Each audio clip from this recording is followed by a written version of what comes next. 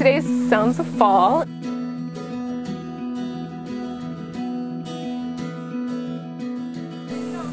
Basically, we just are showing our guests some of the native North American animals that they may or may not have close to their houses, and having them hopefully get an up-close look at some of the sounds maybe those animals make, like our elk bugling at this time of year.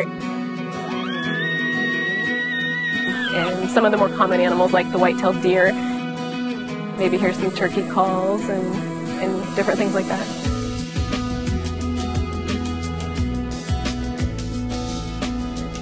And we also have gray wolf and black bear feeding. The black bears enjoy getting fish as an enrichment item. We also feed them different types of fruits. That's a cantaloupe. I love the cantaloupe. Of course, they enjoy honey, but only as a treat. And they also eat other kinds of meat.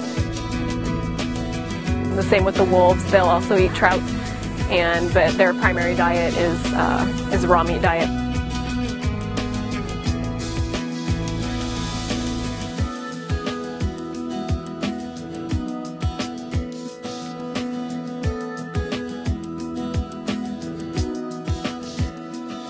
We have some animal ambassadors out right now. Behind me you guys can see a great horned owl.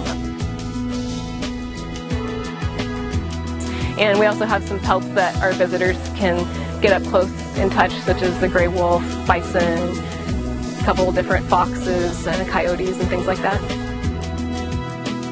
This is kind of a hidden secret, I think, the safari park is, and a lot of people don't get the chance to really know the wildlife that they have in their own backyards. So this gives them a great opportunity to get out and really see that, and hopefully kind of pique their interest and educate them a little bit about it.